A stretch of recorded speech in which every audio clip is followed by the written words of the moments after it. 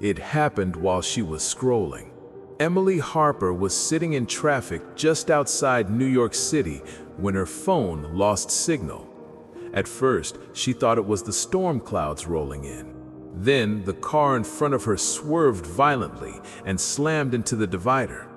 No brake lights, no horn, just impact. Emily gasped and unbuckled her seatbelt, running toward the wreck. The driver's door was closed, the engine was running, but the seat was empty.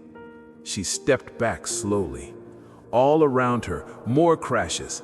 A city bus drifting sideways, a semi-truck rolling uncontrolled across 3 lanes, screams rising into the humid morning air. Then, something even stranger happened. A man standing near the sidewalk began to glow. Not burn, glow. Soft at first, then brighter. He looked upward, not in fear, but in recognition, and in a flash of blinding light, he was gone. Clothes collapsed onto the pavement. People froze. Someone whispered, "This isn't possible." But it was happening everywhere.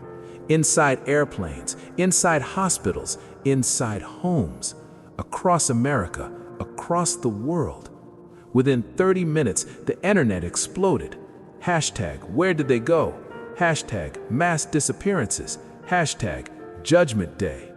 Live news anchors vanished mid-broadcast. A pastor in Dallas disappeared during prayer.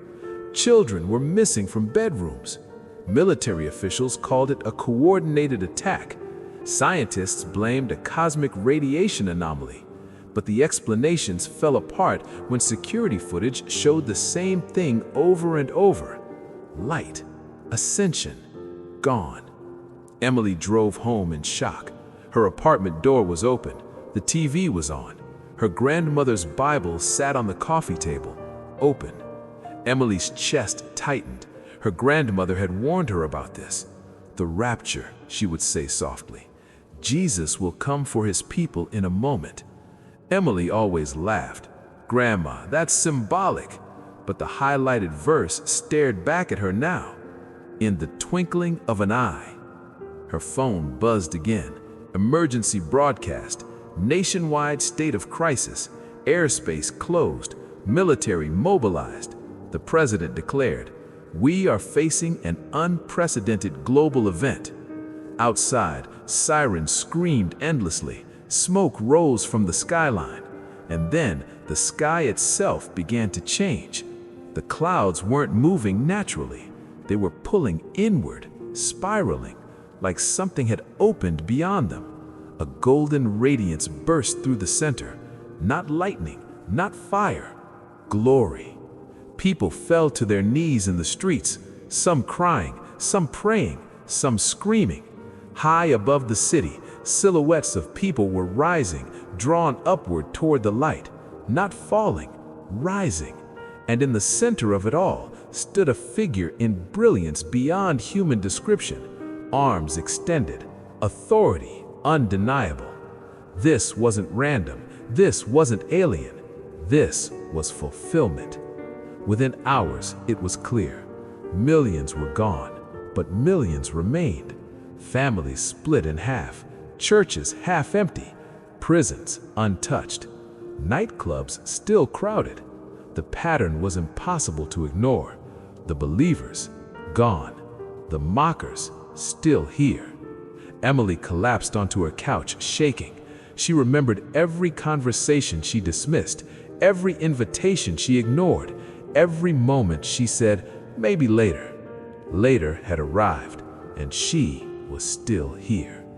As night fell, chaos intensified. Looting, fires, power outages, military curfews.